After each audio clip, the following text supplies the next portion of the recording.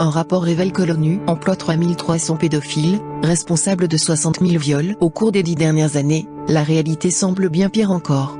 Un ancien haut fonctionnaire de l'ONU a dénoncé un réseau de pédophilie aux proportions massives impliquant des milliers d'employés de l'ONU et impliquant des dizaines de milliers d'enfants innocents. Un dossier effrayant publié par un ancien haut fonctionnaire des Nations Unies révèle que les employés des Nations Unies ont commis plus de 60 000 viols au cours de la dernière décennie. De plus, le dossier estime que l'organisation emploie actuellement au moins 3300 pédophiles. En l'espace de 10 ans, sous couvert de fournir de l'aide, les Nations Unies ont littéralement violé et pillé des pays du monde entier. Le problème est devenu si incontrôlable qu'il a incité l'ancien dirigeant de l'ONU, Andrew MacLeod, à dénoncer et à remettre les preuves à la secrétaire britannique du département pour le développement international, TFID, Priti Patel. Selon le rapport exclusif du Sun, le dossier révèle qu'en plus des 3300 pédophiles qui travaillent pour l'organisation, des milliers d'autres agresseurs sexuels prédateurs ciblent spécifiquement les emplois caritatifs pour se rapprocher des femmes et des enfants vulnérables.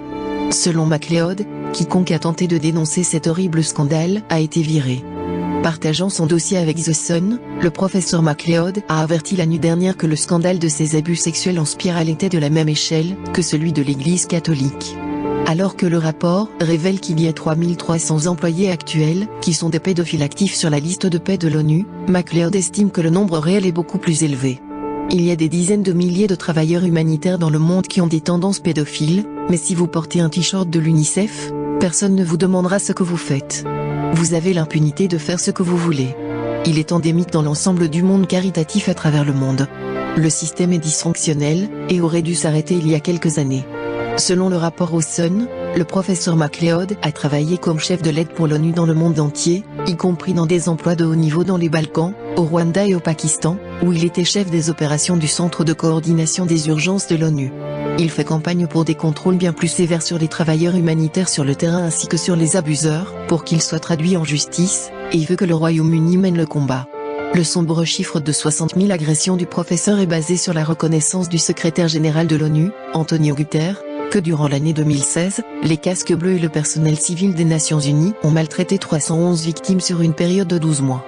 L'ONU admet également que le nombre véritable de cas contre son personnel est le double de celui étant rapporté, sachant que les chiffres en dehors des zones de guerre ne sont pas rassemblés de façon centralisée. Le prof. MacLeod estime également qu'1 seul sur 10 de tous les viols et agressions commis par des membres du personnel des Nations Unies est signalé, car même au Royaume-Uni, le taux de signalement n'est que de 14%. Sur la base des preuves fournies par le professeur MacLeod, l'ex-ministre Priti Patel, qui a démissionné en novembre l'année dernière, a accusé cette semaine des hauts fonctionnaires du TFID de faire partie de la dissimulation. Les viols commis sur des enfants sont financés par inadvertance en partie par des contribuables britanniques, a expliqué MacLeod. Je sais qu'il y a eu beaucoup de discussions aux échelons supérieurs des Nations Unies pour dire que quelque chose doit être fait, mais rien d'efficace ne s'est produit, et si vous regardez le dossier des lanceurs d'alerte, ils ont été virés. Nous considérons que c'est un scandale à l'échelle de celui de l'Église catholique, sinon pire.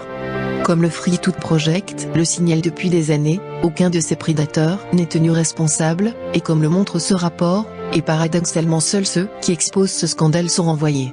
Dans le monde entier, un énorme réseau de pédophiles a été découvert en Haïti, impliquant des gardiens de la paix internationaux des Nations Unies ainsi que d'autres hauts fonctionnaires du monde entier, et personne n'a été emprisonné. Pendant des années, des casques bleus de l'ONU, leurs commandants de haut niveau et d'autres membres du personnel du monde entier sont venus en Haïti pour avoir des rapports sexuels avec des garçons et des filles dès l'âge de 12 ans.